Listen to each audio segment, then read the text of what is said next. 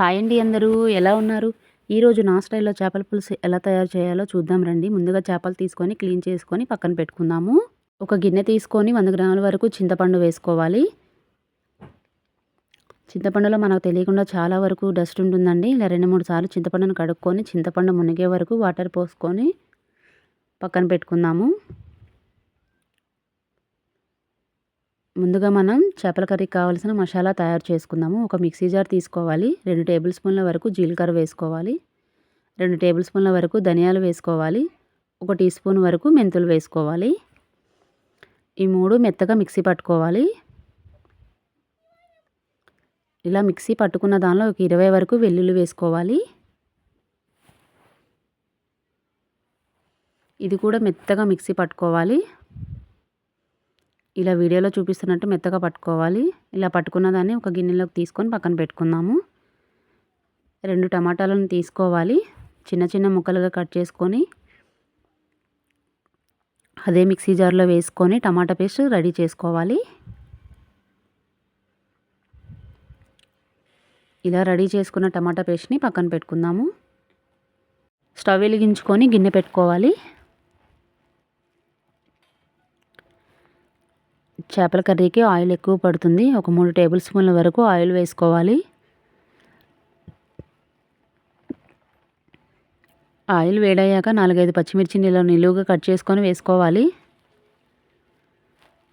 Medium size 2 ఉల్లిపాయలను తీసుకొని ఇలా ముక్కలుగా కట్ చేసుకోవాలి. అది కూడా ఆయిల్లో వేసుకుందాము.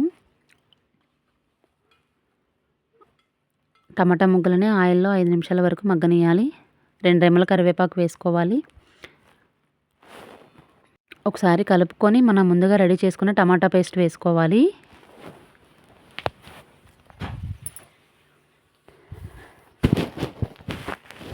పచ్చివాసన పోయేదాకా టమాటా పేస్ట్ను మగ్గనియాలి. ఇలా ఆయిల్ సపరేట్ అయిన తర్వాత 3 టేబుల్ స్పూన్ల వరకు కారం వేసుకోవాలి.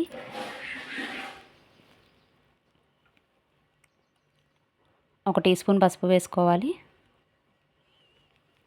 ఒక 2 టేబుల్ స్పూన్ల వరకు సాల్ట్ వేసుకోవాలి. కారం పచ్చివాసన పోయేదాకా మగ్గనియాలి. ఇలా కారం నుంచి ఆయిల్ సపరేట్ అయిన తర్వాత మనం ముందుగా ప్రిపేర్ చేసుకున్న వెల్లుల్లి పేస్ట్ వేసుకోవాలి. ఒకసారి కలుపుకొని వెల్లుల్లి పేస్ట్ ఆయిల్లో మగ్గనియాలి 2 నిమిషాలు. 2 నిమిషాల తర్వాత మనం ముందుగా నానబెట్టుకున్న చింతపండు నుంచి పులుసు తీసుకొని ఇలా వేసుకోవాలి. ఒకసారి కలుపుకొని ఒక 2 నిమిషాలు అలా మగ్గనియాలి.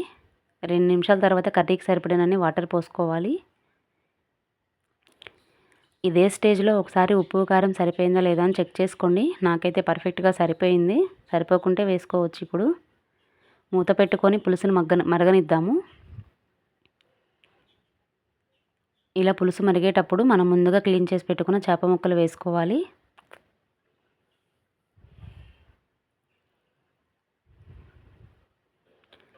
చేప ముక్కలన్నీ ఇలా పులుసులో మునిగేటట్టు కలుపుకొని మూత పెట్టుకొని 10 నుంచి 15 నిమిషాల వరకు కర్రీని ఉడకనియాలి.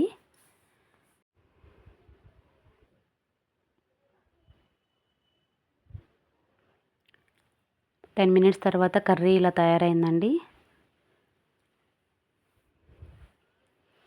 గరిటె పెట్టకుండా ఇలా గిన్నెను పట్టుకొని తిప్పుకుంటూ కలుపుకోవాలి. నాకైతే ఈ పులుసు సరిపోతుంది. ఒకవేళ మీకు ఇంకొంచెం పులుసు దగ్గరగా రావాలనుకుంటే ఇంకొక 5 నిమిషాల వరకు పొయ్యి మీద పెట్టండి. నా దగ్గర కొత్తిమీర లేదు. కొత్తిమీర ఉంటే వేసుకోండి. ఓకే, బాయ్ అండి.